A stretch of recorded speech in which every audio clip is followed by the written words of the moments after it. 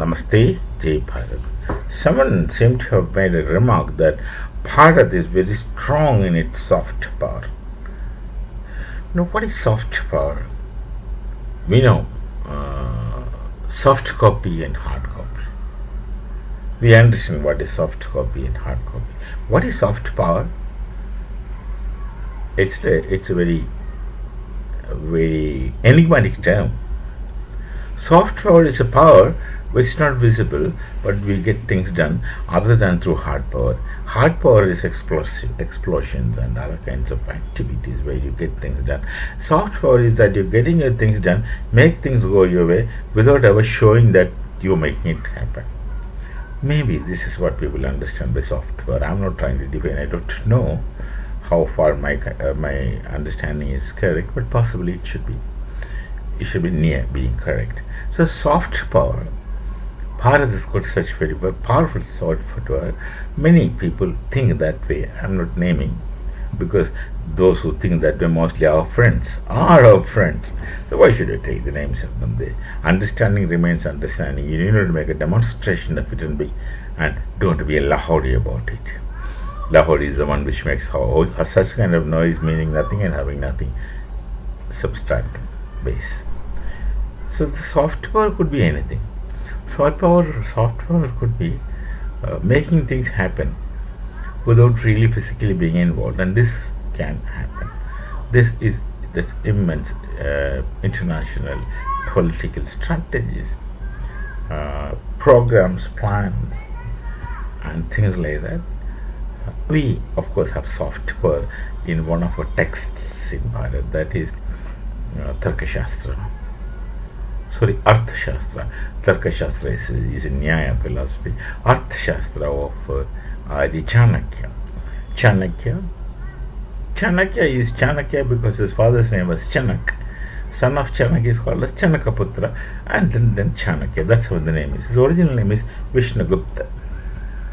And Vishnugupta was not a common man, he was a professor. He was a professor in economics and politics in the University of Takshashila, which of course in English people write as Taxila. He was a professor of economics and politics and also international strategies. He had written that book, Arthashastra. Of course, that's concerning economics and what could be statecraft. If you look at the time of Vishnugupta, the Greek thinking was there, the Greek philosophy was there. It emerged, pre-Socratic and post-Socratic, especially when it comes both pre-Socratic and post-Socratic Greek thinking is more towards statecraft. If you look, they were not that seriously discussing ontology, epistemology, and things like that. Their discussions mostly concerned of statecraft.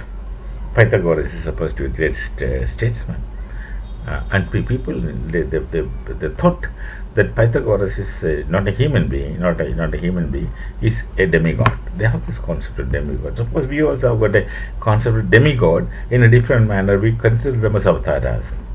The avatar is very technical. When we consider somebody as an avatar, we already presume that every being is divine, not only human being. Every being is divine. That means in every being in the cosmos, the divinity is there, manifesting. You have to accept it because there is an element of energy, and if you call that energy as divinity, then it's common sense for you to understand everything as divinity. And when you understand divinity through spiritual perspective, the divinity is there in every being in the entire cosmos, not specific to human being alone, in everyone. And in human beings, the divinity's manifestation may be a little more, and in some human beings it may be a little more, and in some human beings it may be very, very seriously most. Such people we call as avatars. There are two kinds of avatars. One is a complete avatar, like Bhagavan Sri Ram and Bhagavan Sri Krishna and so on. We consider them as complete avatars. But there are so many divine people in our nation. Perhaps every district can claim of producing one divine person in some point in time. Every district of this nation So that's the spiritual heritage of the land of Bharat. So the divinity's manifestation, when it goes beyond a point, they become divine people. They become great gurus, whom we treat as gods. So similarly, or avatars. Similarly, the Greeks had the concept of demigods. So the interest was most in statecraft for them. For Bharat, the soft power again, coming back. Adi Chanakya's theory of soft power is that he doesn't speak, he wouldn't say, he just sits quiet, but he makes things happen. How? People act as per his wish without realizing that Adi Chanakya wants them to do it. Simple as that. That's simple. That you make society behave. And there are some elements in society, some beings in society, some people in society who would play havoc with the social fabric and social balance. Such people who are to be removed will be eliminated without even they themselves realizing, without shedding a drop of blood. He devises such situations in society that this man has to withdraw himself. He suddenly becomes insignificant and totally unimportant, and just no one. No one is going to listen to him. So this kind of activity is called soft power. So we have this history of soft power through the theories of Adi Chanakya, Vishnugupta, professor in University of Takshashila. So there must be some element still with us of being soft power. Some sensible people at the helm of things may be still capable of doing it. We all understand. We all understand Chanakya, Adi Chanakya story. We all understand, and most of us have learned it right in childhood. Though our education system never teaches us that. We have books to read. We pick up books of such stories. Panchatantra is hardly taught. Katha Sagar is never taught. A very simple thing. Vikramaditya Charita is never taught to us in the schools. About Vishnugupta, Adi Chanakya is hardly taught to us. About the Magadha Empire is not really taught to us. About Ujjaini, not really taught to us in a serious sense. But then we have such books, and we used to have once upon a time the libraries on a very ground level existence. Villages used to have village libraries. Village libraries where you find all these books translated. There are some publishers in Bharat, who had published these books with tremendous enthusiasm. They got pushed into our libraries, let the anti-Bharat elements, the radical socialist kind of anti-Bharat elements. Political Islamist rule was there at that time in education sector. You look at the ministers, education ministers after independence, and when do you find a Hindu name? You just look at the history and find for yourselves. But we had such libraries, and we in children, we did not have TVs, and not even radios very popular those days. So we have time. We used to spend our time in our village libraries. Small place, village libraries. Maybe a couple of benches, desks and benches will be there. We go sit there and read, and then after reading something, you take it home. We have membership in the libraries, not much money, 50 paise or something, monthly. So these libraries really gave us a lot of understanding about the history through these translations. So many such book houses were in Bharat.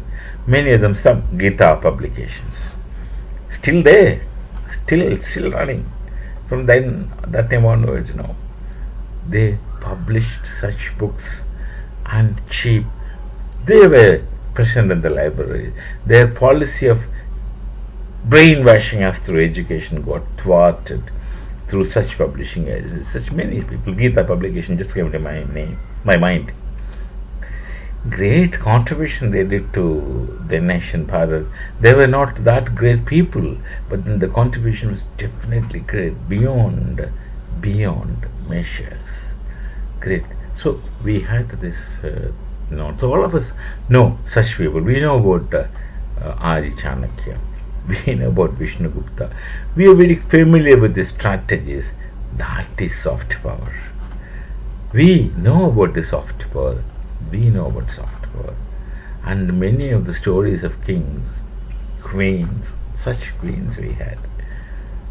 Not really, I'm not talking about stories, fiction. I'm talking about history. History. Can there be a comparison to Devi Ahalya Bhai Holkar of Indore? Near my house, actually. Not very near, but next state. Lakshmi Bhai is, of course, known, more known. But Devi Ahalya Bhai Holkar is hardly known. And Chhatrapati Shivaji Maharaj is also not very much known, but we know them through. And there were some people who were publishing them as cartoons, the stories. They have been really hardcore citizens of this nation, this Sanskriti, who made such tremendous contributions, and they don't want you to thank them even. They have left us after having done their job.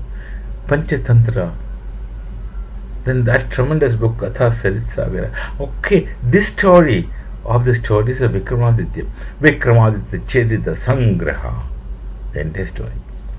Vikram Vedal stories, they were shown in TV, so people know it. How about this entire history? Vikramaditya, Ujjain, Bhojraj, Vikramaditya's younger brother Bhatti. Look at the stories. We were fortunate because we didn't have televisions and such things in our childhood. We read it. That time it was necessary because we were being taught false spurious history. We could read this, we didn't synthesize this, we didn't know this, but then we read it and we enjoyed because they were enjoyable stories. And of course now we don't need it. We have got many such medias, and our Bharati stories will come to our children when they have open mind. So this soft power of Bharati is built in the Vedic knowledge tradition. We used to do it, and if now we are able to do it, it's nothing new. Our ancestors knew how to do it, and somebody who's very conscious of our ancestors can do it better even today. So that is about the soft power of Bharat. We may say meet again with some other thoughts. Till then, it is Namaste, Jai Bharat, and Jai Sri Ram.